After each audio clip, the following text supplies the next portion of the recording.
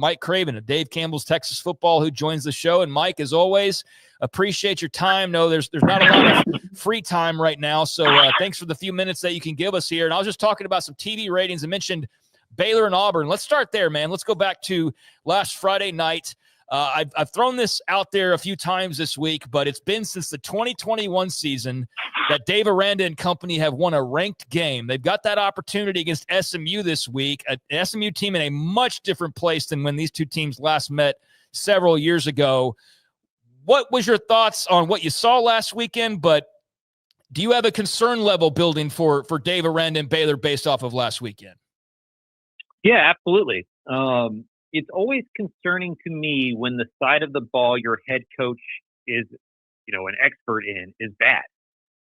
If I was a Texas fan and Steve Sarkisian's offense was bad consistently, I'd be worried about it. If I was an A&M fan and Mike Elko's defense was consistently bad for years, I'd be worried about it. And for the 5 years that Dave Aranda has been the head coach at Baylor, they've been 60th or worse in scoring defense. Last year they took a step forward, but it was to 81st in the nation in scoring defense. And so, you go through an off season with a bunch of hype. You have a big game early on a Friday night to make a statement, not only for your school, but for the conference that you're in. And you give up 309 yards rushing, and so I don't know how you couldn't have a concern. It doesn't mean the season's doomed, but I don't know how you could not watch that game against Auburn and not be worried about it, because every opponent they're going to face from here on out is going to press that button and see if they can stop the run. And what would worry me the most is it looked like Aranda knew it, that he knew the run game was going to be an issue, but he was so worried about the secondary that he just stayed in quarters and in cover two. It's not a great sign. What do you think about the matchup with SMU? For some reason, I've just got a weird feeling like I'm leaning Baylor, and I'm not a guy who, I pick off a gut feel, and I've picked against them a lot. I picked against them last weekend and turned out right about that. But for some reason, I just think they kind of get it together against SMU. Do you share that feeling, or do you think this is a pony's victory waiting in the wings here? I think I'm going to lean SMU -3, but it wouldn't surprise me if Baylor came out and won. I've been high on Baylor all off season. I think a lot of times we overreact to week one, and that's typically not the smartest thing to do. The good news for the Bears is I don't think SMU can attack them in the same way. I don't think they can line up and have three, future NFL offensive linemen and just bully the Bears in the trenches. I think this is a lot more even matchup. Last week to me, it just felt like an SEC team, kind of proving that the SEC in a lot of ways just has different body types than these other conferences. SMU and Baylor are going to look the same on the sidelines. They're going to have a lot of the same body types. There's not going to be a mismatch between the offensive line, the defensive line, or vice versa. I think that is good for Baylor. I think they're kind of mirror image teams. Both offenses really good, big question marks for both defenses. I do think it's an advantage for Baylor to have already been tested. SMU played East Texas A&M last week, had 3 turnovers, just kind of was sloppy through that football game. This will be the first time that they've really been tested. Baylor has already seen it and, has already kind of gone through a week where everybody's feeling bad about themselves. I think they'll be motivated, and would not shock me at all to go and win this game. I think it's a pretty even matchup. TCU with a massive win, just in perception and audience that was following along, not for them necessarily, but for the coach on the other sideline, and just a complete destruction of Bill Belichick in North Carolina on Monday night. I think a lot of people were high on the Frogs. Many mentioned them as sleeper picks, but just kind of what did you see from TCU, and how confident are you in them moving forward, just kind of in the big picture? And do you think that enough people are talking about them, or is there still too much talk about North Carolina, or is it just an overreaction to put too much weight on anything in week number 1? I do think that game against North Carolina was a bigger indicator of North Carolina being bad than TCU being good. Now, that doesn't mean TCU won't be good or isn't good. They might be. I just don't know if we know any more about that. I think we do know that North Carolina isn't good.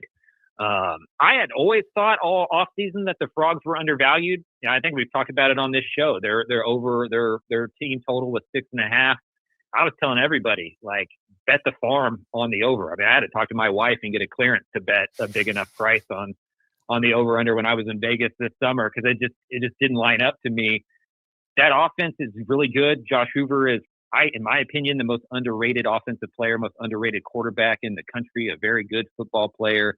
Kendall Briles, Sonny Dykes always score a lot of points offensively. It was going to come down to if they could run the ball and if they could play some defense. I think Andy Avalos is a really good defensive coordinator. Defensive coordinators will tell you all the time that year two, you take this huge jump because you're not reacting or you're not thinking as much. You just start going and playing instinctually. I think they looked really good after that first drive. And Kavorian Barnes, the UTSA transfer at running back, had a heck of a day. And maybe that's just North Carolina being really bad defensively. But if they have some semblance of balance, which they did not have last year, that's going to make that passing game even better. I think TCU is going to win 8 or 9 games and be in the mix to play for the Big 12 championship come October and November. So you had a lot of writing this week. People can check out over at Dave Campbell's Texas Football, the big rivalry game, Texas State and UTSA. Talked a little bit about this with Sam Kahn earlier. Last year, not very entertaining. GJ got the better of his old head coach there, but it seems like maybe it's just the region we're in that Twitter's feeding me a lot of stuff, but I also follow, people from both sides. There's a lot of talk going back and forth coming across my timeline. What's your anticipation level for this game? And do you expect, I think, obviously a drastically different result from last year, but how competitive and how entertaining do you expect this game to be? Well, to speak on the entertainment factor, there is not a higher team total or a win game total this week in Vegas. Like the 65.5 over under total for this game is higher than any other game in week 2 in college football. So it is going to be pointsy. There's going to be a lot of points scored. Both defenses not very good. Both offenses very good. And so that will be a lot of fun. I think it's the most underrated rivalry in the state. Obviously it doesn't have like the 100 years of history that some of the other ones do, but the fan bases truly dislike each other, like in a real way.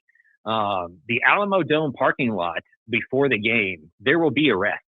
There will be arrests inside the stadium. There will be arrests after the game. Like it is like a soccer hooligan type situation that goes on between these two fan bases. And so that makes it a lot of fun. And then there's a layer with the head coaches that are kind of the opposite of that, right? Like Jeff Traylor coached G.J. Kinney in high school. Those two are about as close as you can find in the coaching profession. Traylor helped Kinney get the job at Texas State.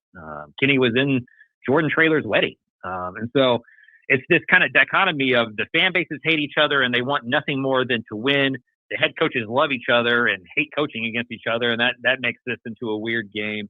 But with Texas State moving into the Pac-12 and them finally getting their act together from an alignment standpoint, from the president to the athletic director, I think this is one of those budding G5 rivalries, and that level needs more of this type of stuff.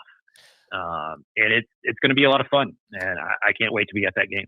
Yeah, definitely. If you want to get primed for that again, go and check out some of Mike's coverage of that game and the build up to it. But yeah, that's looking very, very spicy this weekend, that matchup. So looking forward to seeing how that plays out on the other side. I want to acknowledge because Texas Tech looked really good and handled their business, even though Baron Morton got dinged up, and we'll see there. Houston handled their business. A lot of others just kind of handled their business. Texas obviously didn't, but no shame in losing to a team like Ohio State on the road by a touchdown. What did you make of Texas A&M? I think we'll talk a lot more about them next week, obviously with the Notre Dame game coming up. But what were your thoughts on some of the splashes on offense and what you saw from Mike Elko and company? Yeah, instant return on investment at the wide receiver transfer position. And a lot of the talk all offseason is Marcel Reed going to take a step forward as a passer? Are they going to get better going vertically downfield? But one way to help take that next step is to surround him with really good playmakers. Casey Concepcion had a 80-yard punt return, 3 catches for 70-plus yards and a touchdown. Mario Craver went over 130 yards and had a couple touchdowns through the air. So if they're able to make those type of plays, the A&M offense is going to be able to run the football. I think that, that's a good sign for Colin Klein. It could be a little bit of a wolf ticket situation, though, because the UTSA secondary is about as bad as it gets. Like, they were 121st in pass defense last year. I don't think they're going to be much better than this year, or better this year. So I don't know if that was a mirage, if that was just a UTSA thing, or if this A&M offense is going to be more balanced. The concern, though, is the run defense. Like, UTSA, I think Robert Henry Jr. had like 176 yards on the ground. That's not going to fly, especially in a week and a half when they play Notre Dame with, a really good offensive line and a really good running back. Yeah, and going back to UTSA and Texas State, we can't have a Houston-Rice situation, right, Mike? I mean, I was talking about that a little bit earlier, of the fact they're not going to play for at least the foreseeable future. Maybe they tangle again down the line, but we got to make sure Texas State and UTSA, all of a sudden, you know, Texas State doesn't get too big for their britches going off to the Pac-12. Yeah, I think both universities, specifically both presidents, understand the value of this. And look, it's the most attended game for both schools. Like UTSA versus Texas State in the Alamo Dome in 2023 drew more fans than when UTSA played 2 home games in conference championships, right? Like the fan bases care. I think the presidents understand that. Both of them understand the value of athletics. I think for the Houston-Rice situation, it's one where one school has outgrown the other one, or at least in terms of how they feel about it. You know, I don't think Houston sees a bunch of value in playing against Rice. If you beat Rice, no one cares. If you lose to Rice like a couple years ago, you can lose your job. Ask Dana Holgerson. I think UTSA and Texas State are on the same plane. I don't think the Pac-12 is any more than a G5 conference. I think it's a G6 conference. I think it's right there with the American on what the best G6 conference will be. But I think since they're such peers, they're so close, and you know, their athletic budgets are going to be pretty much the same, and their history is about the same. I don't see one pretending to be the big brother of the other one and having the superiority complex. And that's why we're losing a lot of these games, right? Like Texas and Texas A&M, they didn't want to give the other one any ammunition. SMU, TCU, the same. I think UTSA and Texas State kind of understand that they're in the same boat, and they need each other because it's not like they're selling out their stadiums every single week. So based on what I learned last weekend, Arch Manning sucks. Alabama sucks now, which has been very humorous to watch this week. LSU is going to win the national title, so on and so forth. What were your, I guess, biggest hot takes or hot takeaways, or just things that you enjoyed the most from just opening weekend, given how long we wait for it to finally get here, and then it's just like head on a swivel? What did you enjoy most last weekend? I do think the Alabama loss is something to monitor. I mean, they're 4-4 in their last 8 against, you know, Power 4 teams. He's lost 4 games he's favored in, which I think Saban did the whole time. The longer I do this job, the more I realize how important alignment and just cultural fit matters, personality fit matters in this job. Like, I don't know if Pete Carroll would have had success at Alabama or if Nick Saban would have had success at USC. I don't think Mike Elko would fit very well at Texas, just like I don't think Steve Sarkisian would fit very well at Texas A&M. I'm just wondering if DeBoer is right for Alabama. You know, for as much as we talk about Alabama being kind of the class of college football, it's really been 2 coaches, and they've been kind of tyrants. You know, and I say that complimentary. You know, Bear Bryant, Nick Saban. Like, I just wonder in the Deep South, in a place like Alabama, if that's the type of general you have to be a head coach, and DeBoer wins more at a Washington or one of the Florida schools or Oregon or something like that. I think personality fit matters more than we talk about, and I'm just not sure his does. And so to watch Alabama this year, I think is going to be fascinating because it seems like the type of program that will pull that plug if they need to, even if the buyout is huge. Hey, man, good stuff as always. Again, go check out Dave Campbell's Texas Football for all things Texas football, but get read up on Texas State and UTSA, one of the bigger games, certainly in this state, and really I think one of the more entertaining possible games in the entire country this weekend.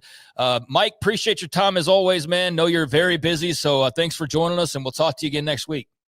Appreciate you guys. Thanks a lot. There's Mike Craven, Dave Campbell's Texas Football.